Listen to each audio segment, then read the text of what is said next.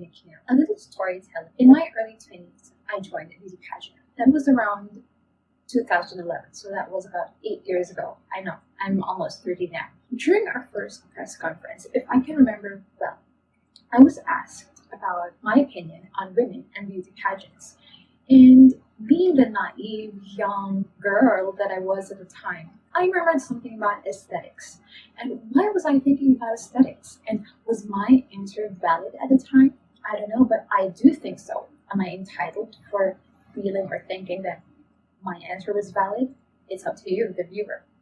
But for me, right now, if I really think about it, my answer was really valid because I was giving my best answer to something that I knew of at the time. And yeah, given all the experiences I had, young as I was, that was my answer. So anyway, I answered something about aesthetics because I was thinking, beauty pageants are, for beauty and for looking hot and sexy and, attracting people. And that was the point for me. That was the point of beauty pageants, to attract people to you, to, the activities you're doing on stage. And then when you finally have their attention, you can then say what you're all about. Introduce yourself, say the things that mean the most to you. I know that's just about the most cliche answer that beauty contestants say so they can do their thing without being judged. But it's really a case in our society today, like in social media. It's all about aesthetics sometimes, most of the time. The first impression is always aesthetics. Does the feed look good? Or if you're in a beauty pageant, does she look good? Does she look pretty? Does her body look amazing? Does she have that confidence and power? Once you make an impact on people, you can then tell them about your story. And I think that's what I was thinking about when I answered that question in our press conference. So right now, I'm not going to enter another beauty pageant again. That was from my local city, by the way, because I am overaged for that. And what I was thinking was that I could use instead my creativity to do something that lights me up, like this, like talking to you right now. I want to be able to share my thoughts, my ideas, in order to be able to be of service to other people who might be able to resonate with my story, with what I'm going through or what I've been through in the past, and maybe help them, get through their experiences by telling them about my own experiences. So, I'm also, in addition to this video blog, I'm also a blogger. I've been a blogger ever since, I knew how to blog, ever since I learned that I could, and that was back in high school, around 2005, when my teacher introduced to us that, you could publish online without paying anybody, because there were free hosting companies at the time. And so I started my own blog, and it was very exciting because I got to write and it got published and anyone online could see it. And it was one of the most enlightening experiences for me. So my first official blog was on WordPress in 2006. I was about 16. I talked about, the trivial things teenagers talk about when they're 16. And then now I'm almost 30. I'll be turning 30 in December. So look out for that. Just kidding.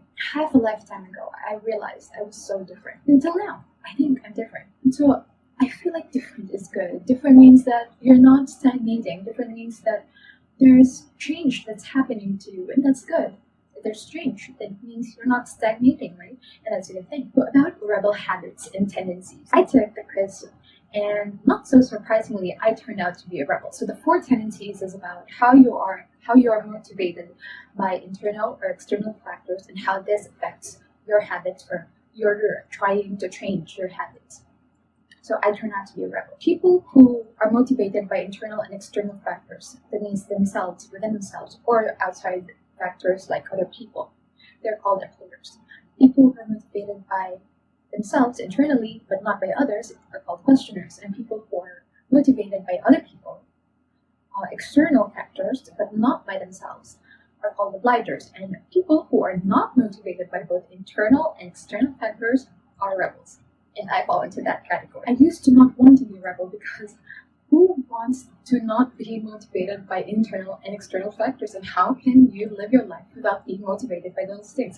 How can you create new habits by not being motivated by those factors? But I realized, there are certain advantages and benefits to being a rebel or having a rebel tendency that I think I'm coming to love. When you know your habit and tendency, you kind of want to feel like you belong somewhere, right? You're trying to find your own tribe, as they say on the internet these days, and trying to build your own community or find a community that suits you or your personality.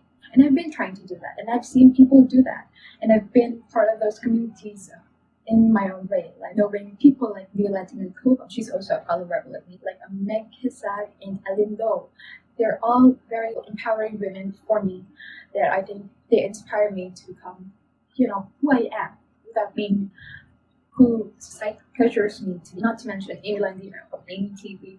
She's one of the best motivators for me. So the point is, finding your own community means, number one, you're not alone. Number two, you have a possible audience in them, so you can create your own content so that people can relate to your struggle and your experiences, to the challenges you're facing. Knowing these rebel tendencies and habits that I have, by the way, I'm also a registered nurse in the Philippines, so I know something about the nursing process. And actually, I'm using the nursing process in most of the things that I do. Like, for example, the nursing process has this acronym called ADPI.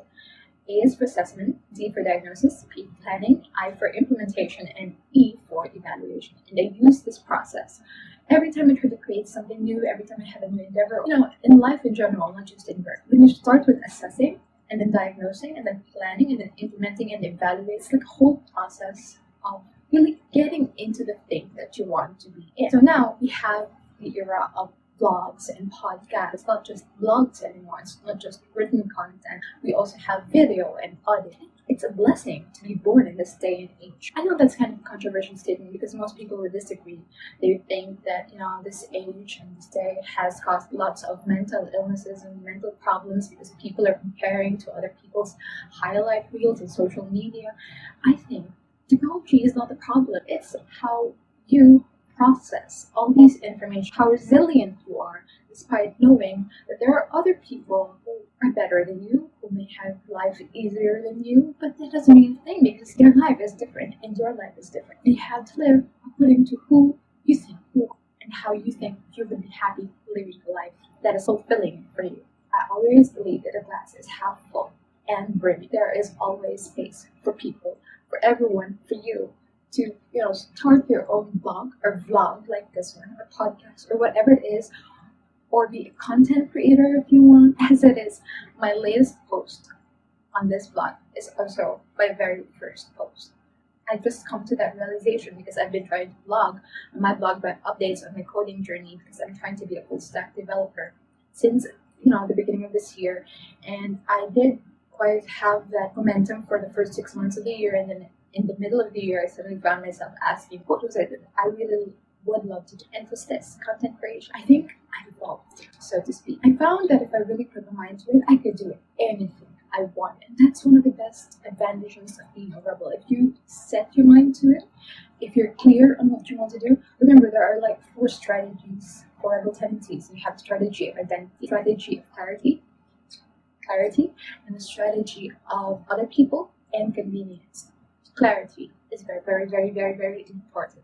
If you're clear on what you want and you really want it for rebels, you can actually just go and get it. Sometimes, there are breaks in our momentum that we can't foresee because, life happens and things happen and sometimes you stop posting. There's a part of you that knows that there are some things you can control, given the things you already have right now, given the place that you're in, and it's okay. Just keep coming back to you. Sometimes you just have to take comfort in the fact that life passes anyway. And how would you want your life to pass? Would you want it just, thinking about the things you would have loved to do? Or would you just rather go after it and get it? It's always your choice.